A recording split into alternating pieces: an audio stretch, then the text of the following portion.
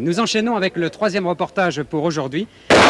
Ouh là là, on est en train de tirer sur le plateau, alors là ça devient dangereux. Viens Jean-Claude, j'espère qu'on aura des gilets pare-balles d'ici la fin de l'émission. C'est Philippe Remaker, c'est Serge Gorielli qui sont en train de s'entraîner. Alors nous allons recevoir les cascadeurs qui vont nous présenter leur dernier reportage. Ça va? Pas trop de trous dans la veste? Non, ça va, je crois que C'est moi qui ai été touché, c'est dangereux même, regarde ça là.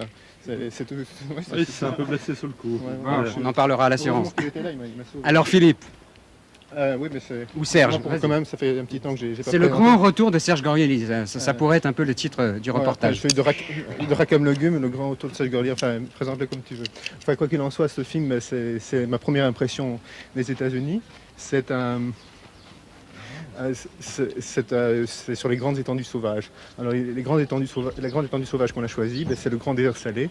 Et je crois que Pierre Salinger pourra en témoigner. Il y a quelque chose de fascinant par son caractère vide et un peu charmeur. Et puis alors, deuxièmement, il y a aussi quelque chose d'autre. Il y a la manière qu'ont les Américains de réagir à ce genre de grande étendue. Et puis c'est ce qu'on montre avec ce film Métaphore. Le film proposé par Serge Gorielli et Philippe Remakers, Métaphore.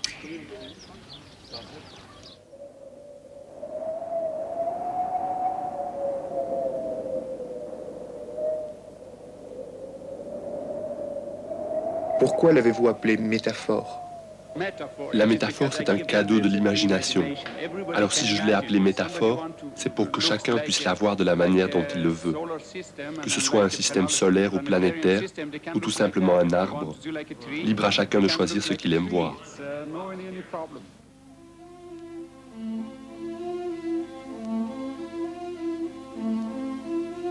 La première fois que son équipe technique s'est rendue à l'endroit des fondations, le premier tube en béton armé s'est enfoncé de près de 40 mètres. Le grand désert de sel a un des sols les plus mous du continent. Le vent peut y souffler à plus de 150 km/h, la corrosion attaque tous les matériaux et la température peut y varier de plus de 40 degrés dans la même journée. Et c'est là que l'artiste fou Carl Monen, le Suédois d'origine caucasienne, veut mener à bien son gigantesque projet. Sa métaphore doit y prendre racine.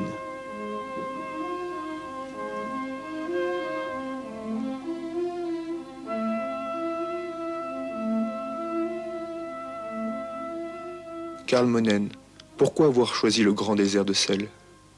Parce qu'il est pur, voilà pourquoi. C'est le désert le plus extraordinaire que j'ai jamais vu. Oui, mais pourquoi bâtir là? Parce qu'il est comme une gigantesque toile blanche. Je l'ai traversé en voiture pour la première fois en 81. Et je ne connaissais pas ce désert. Et puis, je traverse 100 km en ligne droite où rien ne change. Comme une étendue de neige en plein été. Et puis je me dis, mais c'est le plus grand canevas qui ait jamais existé. Alors, impossible de peindre sur le sel. Alors je me suis dit, je vais faire une représentation en 3 dimensions.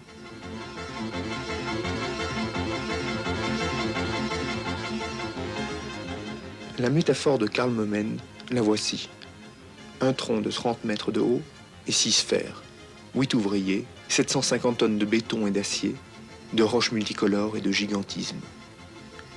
Pour cette entreprise démesurée, Carl Monen a sacrifié toute sa fortune, à peu près $1 million. Tout cela a commencé il y a 4 ans et l'inauguration aura lieu dans 1 mois. Cet arbre sera, après la Statue de la Liberté, la plus grande œuvre figurative. Mais pourquoi un arbre? Je suis un partisan de l'art abstrait. C'est un élément qui revient souvent. C'est comme une lutte entre l'urbanisation et la nature. Mais je ne voudrais pas avoir la prétention d'être un prophète. C'est mon interprétation et j'accepte celle de chacun. Des interprétations biscornues, Métaphore aura l'occasion d'en recevoir. Car c'est à quelques mètres de l'autoroute pour le Nevada qu'elle sera enracinée. Dans 1 mois, elle sera visible à plus de 50 miles à la ronde. Ici, au mile 26, les fondations n'attendent plus que les matériaux finis pour pouvoir donner jour à Métaphore, cet arbre étrange dans un pays étrange où rien ne pousse sinon les autoroutes. Très beau plan de fin de l'équipe de RTL Télévision. Est-ce un facteur cheval? Est-ce un véritable artiste? Quel est votre point de vue, Pierre Salinger? Une toute petite observation qui va m'amener à une question. Ça, c'est que, vous savez, il y a un artiste français, Jean Verram, qui a peint des plages en Corse, qui a peint une partie du désert du Sinaï, qui a soulevé des tempêtes de discussion. Et je veux savoir si cette œuvre qu'on va mettre en public sur le désert à côté d'une autoroute américaine a soulevé aussi des protestations ou si tout le monde est d'accord.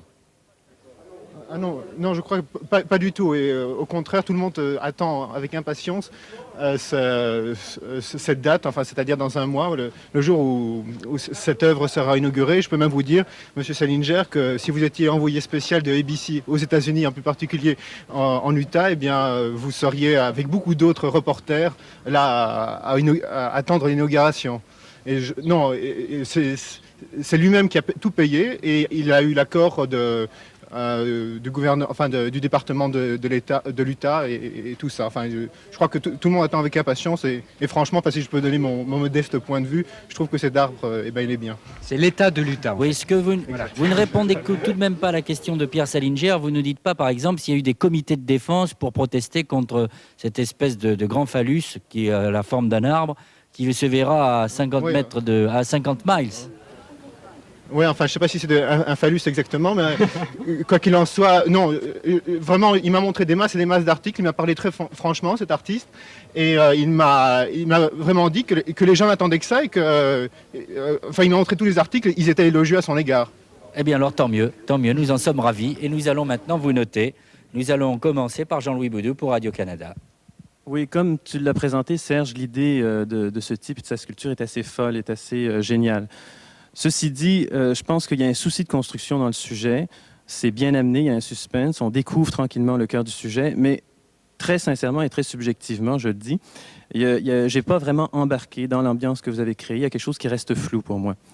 Les points 8, 3, 3, 4, 8, 26. Sophie Eke ne votera pas puisqu'elle représente l'équipe de RTL Télévision. Nous passerons donc à Vincent Philippe pour la Suisse romande. Juste une petite remarque pédante entre francophones, la traduction de canvas, c'est pas canevas mais toile. Mes notes, 7, 4, 4, 3 et 6, ce qui fait un total de 24. Bien, après cette précision grammaticale, nous passons à José Sacré pour Télé Monte Carlo. Oui, alors 6, 5, 4, 4 et 10 pour un total de 29. Moi, je trouve que vous avez su écouter ce personnage, ce poète avec tendresse, que vous avez su mettre votre talent, vos images à son service. Vous nous avez emmenés dans le monde de l'étrange, de la poésie. J'ai beaucoup aimé, et en particulier la musique aussi. Que nous dit Bruno Albin pour Antenne 2 ? Alors, moi, je mets 7, 5, 5, 4, 9, un total de 30. Une petite question, qui tenait la caméra pour le dernier plan ?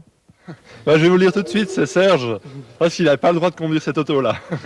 Bravo, bravo. 109 points.